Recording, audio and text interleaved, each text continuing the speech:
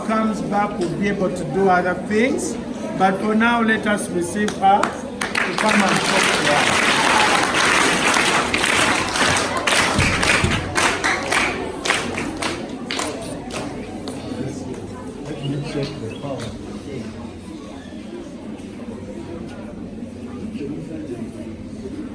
All right, good afternoon, everyone. Good afternoon, Madam. You may sit. Thank you, Madam. For those of you that I have not yet met, my name is Melissa Watkins, and I am a 6th grade geography teacher at Harvey Junior High School in Alvin, Texas, a town about 30 miles outside of the city of Houston in the United States. Yes. Okay, we can do that. That's what I was afraid of with the primary. I'm going to request one of the teachers to come and interpret for us, please.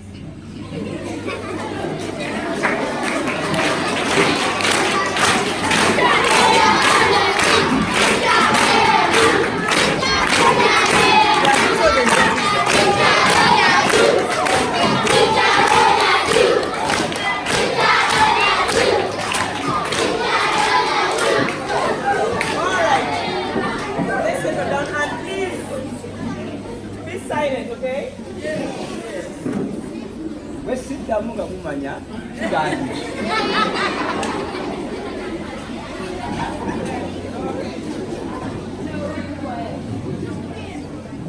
Before I begin, I want to thank each and every one of you for welcoming me to your beautiful country and to your school.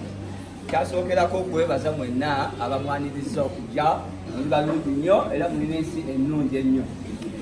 I cannot tell you how honored I am to be a guest and how much this trip to Uganda means to me. I'd like to say, sorry, go ahead. Abawulira omukisa lwaki Uganda yanjawulo gyali. I'd like to say a special thank you to Nkumba Cyprian for his invaluable help in coordinating my visit to Uganda. Yeebaza nnyo Nkumba Christian olw'okwanaganya olugendo lwo okujja wano mu Uganda. And I would like to begin with 3 simple but very powerful words. Ajja kutandika n'ebigambo bisatu eby'amaanyi. God bless you. Amen.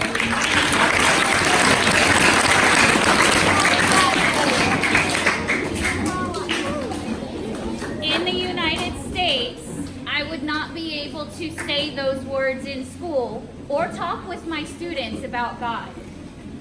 Mu Amerika gye yavudde yali tasobola kwogera bigambo ebyo byagenda okubabuulira n'abayizi be. This means in our country that there's a separation of church and state, and the law does not allow religious symbols or practices in public buildings or schools. Kitegeeza nti eri mu nsi yawe waliwo obutali birungi kugenda mu maaso ebyenjawulo ebibatawaanya obutakola ki. Prayer used to be a part of the school day until 1962, when it was ruled unconstitutional by the Supreme Court. So we cannot pray in school anymore. Okutuuka mu 1962 lwe baakozesa constitution okuteekawo etteeka eribakkiriza okukola ki. I'm replacing him with Pastor, okay? It's not case system. So please, Pastor, come and help us here.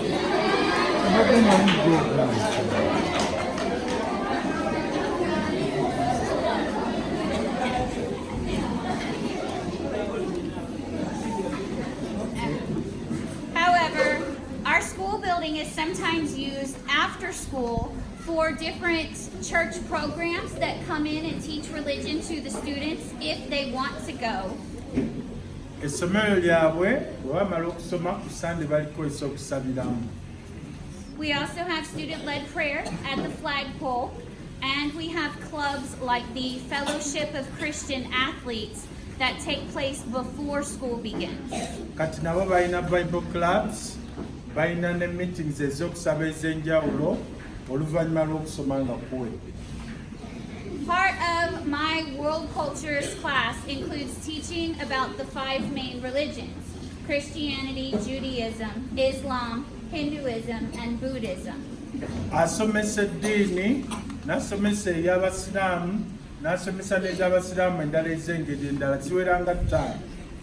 I teach my students the main beliefs of each religion, where the religion is practiced, and facts about each one. But I have to start my lesson with a statement that I am not teaching the students what they should believe. Instead, my purpose is to teach them what the followers of those religions believe.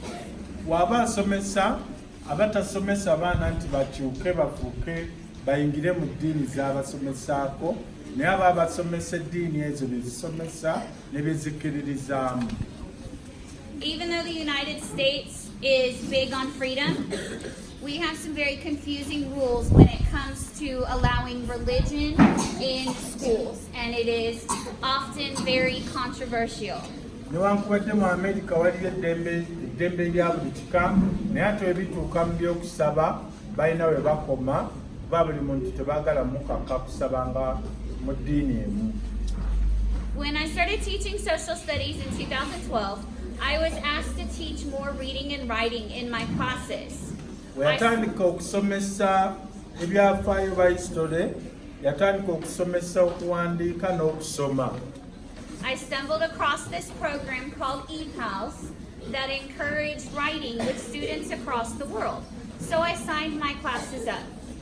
N'atandika okutabaganya abaana b'eri n'abaana b'eno nga beewandiikira amabaluwa nga bafuuka ba mukwano. We wrote to 9 different countries that year, but it was the school in Africa that touched our hearts the most. I'm talking about all of you. Bawandiikira ensi 9 mu Africa naye Uganda gye basinga okwagala kuba abaana bato Bannayuganda baabaddamu bulungi.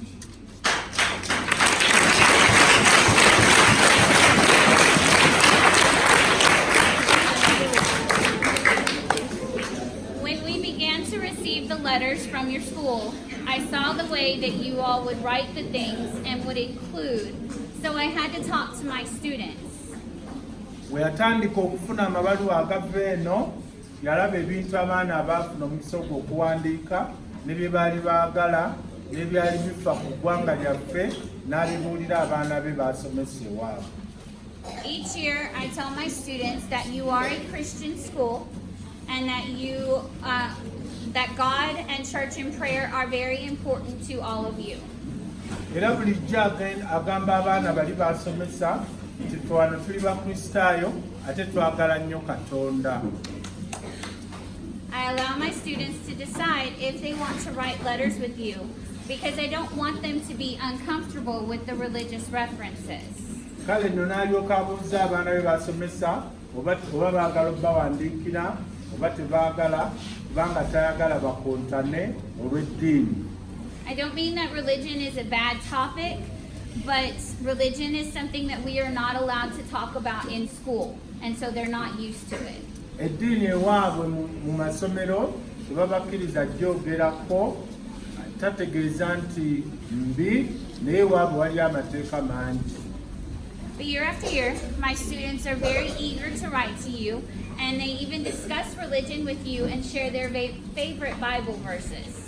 Era abaana abo singa babadde wano bandibadde bagabana nammwe kubanga abamu bamanyi Katonda era bamwagala. It makes them very happy that they are able to be open with someone from another country and share something so personal and considered so wrong in the United States. Era basanyufu nti abaana beeno babawandiikira ne babawa n'ennyiriri za Bayibuli ate ng'eri ewaabwe tekikkirizibwa. Not too long after we started writing letters, my students decided that we would send some sort of gifts. Bwe baali batandise okuwandiika amabaluwa, abaana be ne basalawo babeeko n'obulabulabo obutono bwe baweereza eyo. However, a week later, we found out that your school's restroom had collapsed in a flood and that there was not any money for you to rebuild. Emyaka mingi egyayita, kibuyaga omungi yajja n'asuula toyi yaffe emmanga eri n'ebibiina ebyo ne bivaako obusolya, kati ne balaba nga twali tetulina ssente za kubikola ne batuyambako.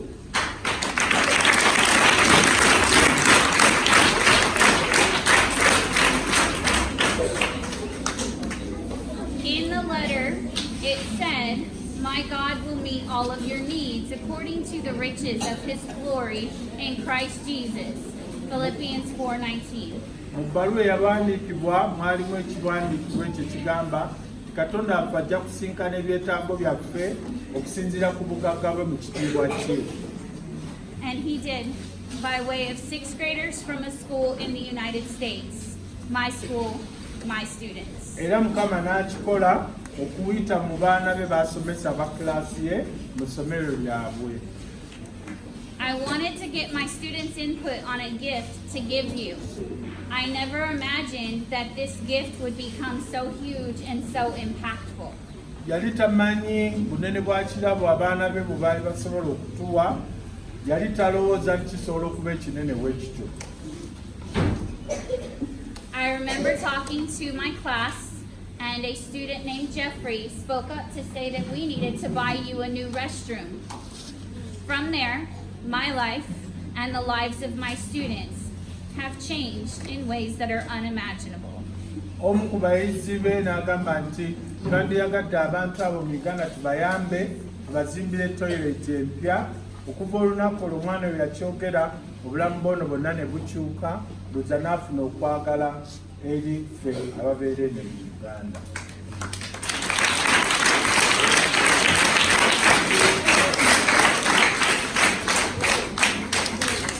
This is how it has been since the first fundraiser for you.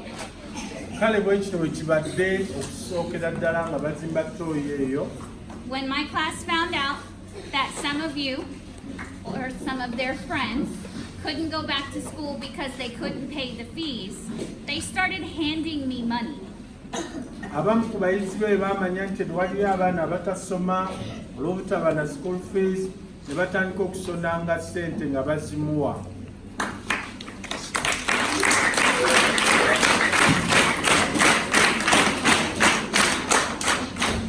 In the book of Luke, verse 21, 2-4, there's the story of the poor widow's offering.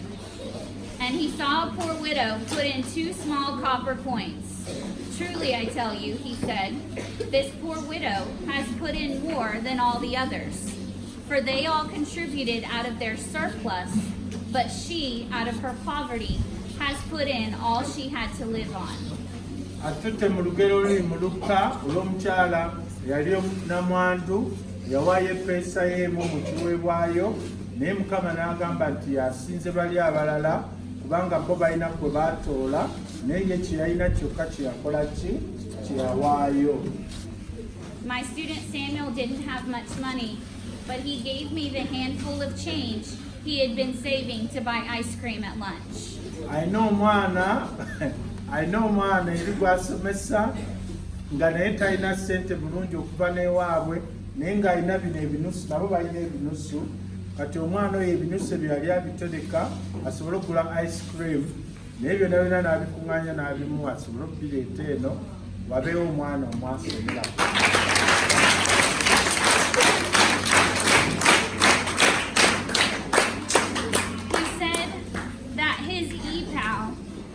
Needed that money more than he needed the ice cream.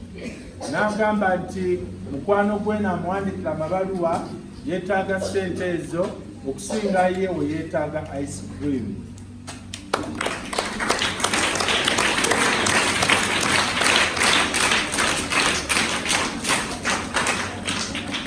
Samuel did get his ice cream that day. I made sure of that.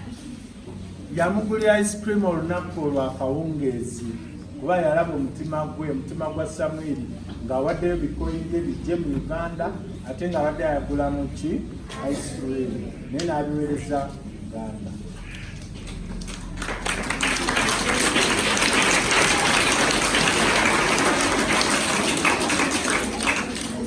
In Romans 1:12 it says that you and I may be mutually encouraged by each other's faith.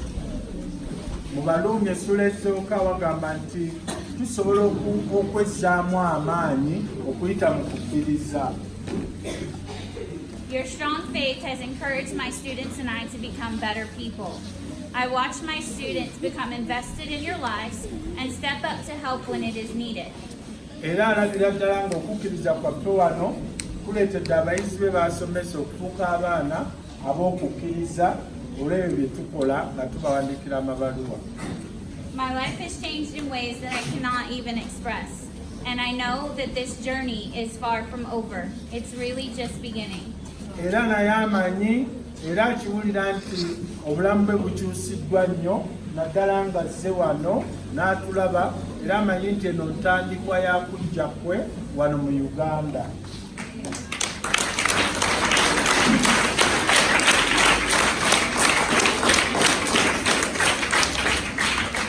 The way my students push me to do things for others has made me a better person. I never imagined that this is what my life would be like, professionally and personally. Abaana be basomesa engeri gye bamutumamu okukola emirimu kikyusizza obulamu bwe. Yali tamanyi nti ajja kufuuka kyafuuse leero omuntu alwanirira abaana abalala ate batazadde.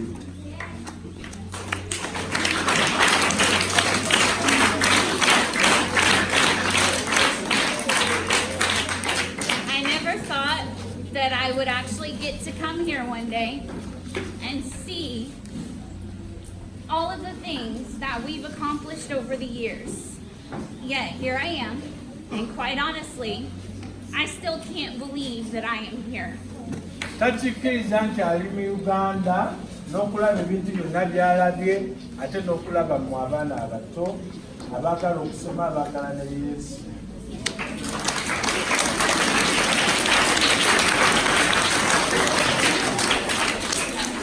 This week will be one of the most impactful moments of my life.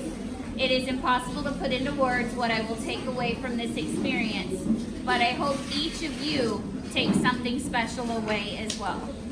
Era wiiki eno gy'agenda okumala wano mu Uganda egenda kubeera ya njawulo nnyo mu bulamu bwe bwonna era ayagala tubeere nga tulina kye tugiyigirako kubanga naye alina byagiyigiddeko.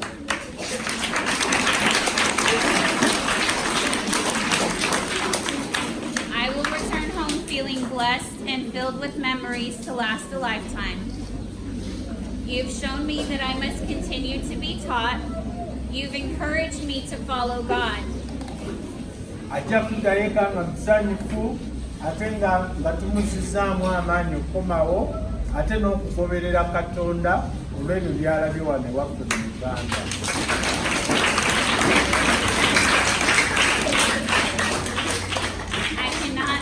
Learning from all of you has changed my life so much, and I cannot thank you enough for that precious gift.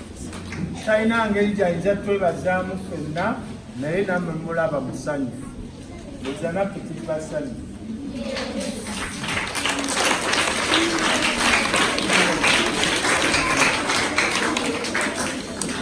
In Psalms 133, how good and pleasant it is when God's people live together in unity. We may be separated by thousands of miles and a giant ocean, but we are all part of a larger global community under God. Zabuli egamba nti kirungi nnyo abooluganda okukuŋŋaanira awamu Mukama yeebazibwe nga bo babeera eri mu Amerika waliwo ocean nene nnyo tetubeera eno naye ate nga ffenna tuli wamu. Mukama yeebazibwe. Thank you for allowing me to visit your school and your country. God bless you all. God bless my country. And God bless Uganda.